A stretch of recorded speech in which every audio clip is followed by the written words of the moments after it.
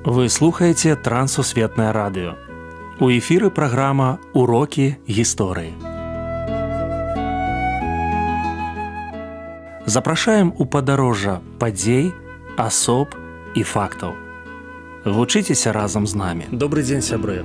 Перад мікрафонам Сяржук Брышцель і кандыдат гістарычных навук Андрусь Унучак. Сёння мы пагаворым пра паэму «Пруская вайна». Прывітанне, Андрусь. Прывітанне, Сяржук. Прывітанне, шаноўныя слухачы. Пазнаёмце нас з Янам Вісліцкім, аўтарам «Прускай вайны». Ян Вісліцкі – гэта адзін з такіх вядомых паэтаў таго часу. У нашай краіне гэты час лічыцца эпохай адраджэння і рэфармацыі. Ён нарадзіўся ў 1485 годзе, быў на 5 год старэйшы за Францыска Скарыну. Нарадзіўся, як мяркуюць, на Піншчыне, таму што ёсць там такая рэчка Вісліца, і ён казаў у адным з лістоў, пераказваў пра тое, што ён нарадзіўся ў самым цэнтры варварства. Мяркуюць даследчыкі, што так называліся пінскія балоты ці палескія балоты ў той час. Таму мы кажам, што гэты паэт, гэты вядомы паэт, ён паходзіць з Беларусі. Навучаўся ў Кракаўскім універсітэце, зноў жа, як і Францыск Скарына, і нават прыкладна ў той час. Там быў такі паэтычны гурток Паўла Русіна. Русін – гэта, магчыма, прозвішча, а магчыма і звесткі аб месцы паходжання ягонага прафесара, ягонага кіраўніка. Паэтычны гурток, ён быў створаны з тым, каб развіваць лацінамоўную паэзію. Лаціна на той час – гэта самая асноўная мова еўрапейскай навукі, культуры, і, безумоўна, на ёй пісалі вельмі шмат людзей і на ёй чыталі. А ўжо ў той час быў друк вынайдзены, і ў Кракаве, дзе ён вучыўся, былі ўжо друкарні. Таму і паэму ён напісаў на лацінскай мове. Ён пражыў нядоўгае жыццё, усяго 35 гадоў. На працягу свайго жыцця ён стварыў некалькі одаў, элегіяў. Ён удзельнічаў у такой дыпламатычнай перапісцы паміж дваром караля Жыгімонта I і дваром папы рымскага Льва X. Магчыма, ён быў знаёмы з Міколам Гусоўскім, прынамсі пераклікаюцца іхная творчасць. У 1516 годзе, вось роўна 510 год таму, выйшла ягоная самая знакамітая паэма «Пруская вайна». Гэта, напэўна, адзін з самых знакамітых твораў 16 стагоддзя, прысвечаны Грунвальду. Пайшоў з жыцця ён у 1520 годзе. Некалькі слоў пра твор. Сам твор «Пруская вайна», ён быў напісаны, як сёння кажуць, на злобу дня. 1514-1515 год – гэта вельмі складаны час для Вялікага княства Літоўскага. Ішла цяжкая вайна з маскоўскай дзяржавай, быў страчаны Смаленск, але атрымана вялікая перамога пад Воршай. Разам з тым вайна працягвалася. Саюзнікам маскоўскага князя Васіля III была Святая Рымская імперія нямецкай нацыі. Ось войскі Максіміліяна Габсбурга, яны пагражалі Польшчы, Вялікае княства Літоўскае ваявала з маскоўскай дзяржавай. І вось у гэты час такі палітычны момант і была напісана паэма «Пруская вайна». Яна была адказам на тую пагрозу, якая была для дзяржавы Ягайлавічаў з двух бакоў, з усходу і з захаду.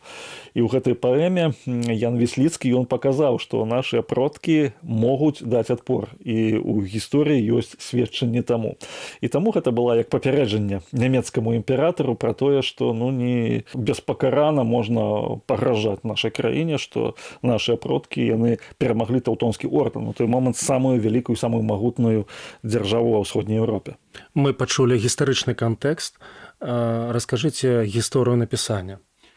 Гісторыя напісання была такая. Ян Вісліцкі пачаў збіраць гістарычныя матэрыялы пра Грунвальдскую бітву, мяркуецца яшчэ да яе стагоддзя. Таму што 1510 год, ён вучыцца ў Кракаве, ён малады студэнт, як малады, ўжо на той час, можа, не зусім, яму каля 25 гадоў, ён, можа быць, раней, ён вывучае гісторыю Польшчы Яна Длугаша, ён знаёміцца з перапіскай Ягайлы, многія лісты, якія не захаваліся.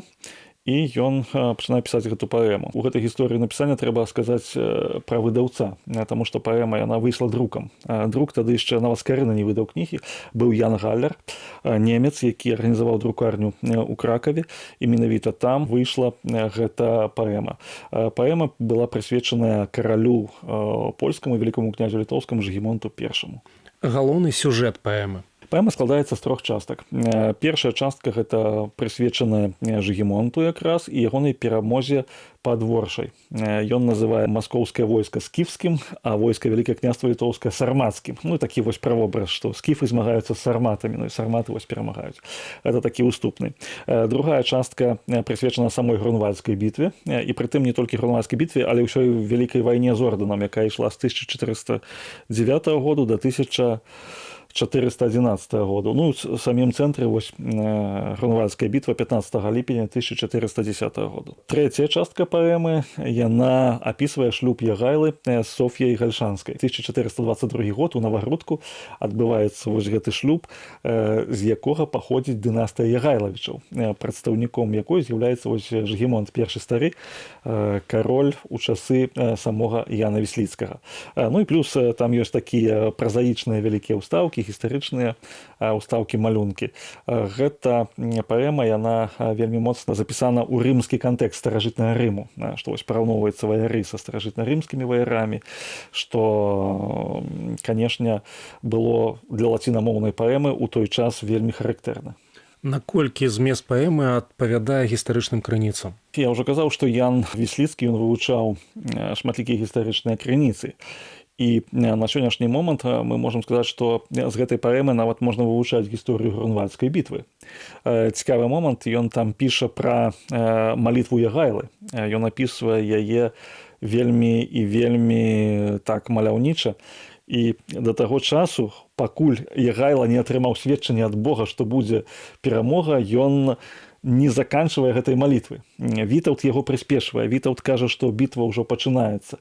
А Ягайла кажа, што няма Божай волі на нашу перамогу, таму мы чакаем. Хай крыжакі наступаюць, мы будзем чакаць, пакуль Господ дасць нам загад ісці наперад. Ну, вот такі момант, хіба што з нейкага ён ліставання ці з нейкіх вусных пераказаў, якія былі на той час. На сённяшні момант мы ведаем з іншых крыніцаў, што малітва цягнулася некалькі гадзінаў, і гэта факт. Актуальнасць паэмы. Яна паказвае нашу гістарычную традыцыю. Гістарычная традыцыя, якая базуецца на вобразе рыцара-абаронцы краіны. Вось гэта хрысціянскі ваяр, які абараняе сваю краіну, які мае сваю ўласную годнасць. Гэта ёсць прыклад для того пакалення і для сучаснага пакалення. І вывучаць гэту паэму, прачытаць яе будзе вельмі цікава. Тым больш, што ёсць пераклад на беларускую мову.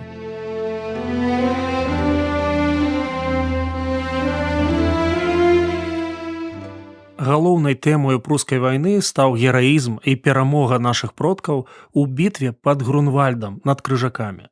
Твор стаіць каля вытокаў жанру эпапеі ў беларускай, польскай і літоўскай літаратурах. Наша размова скончылася, а я думаю, які сёння вобраз сапраўднага героя?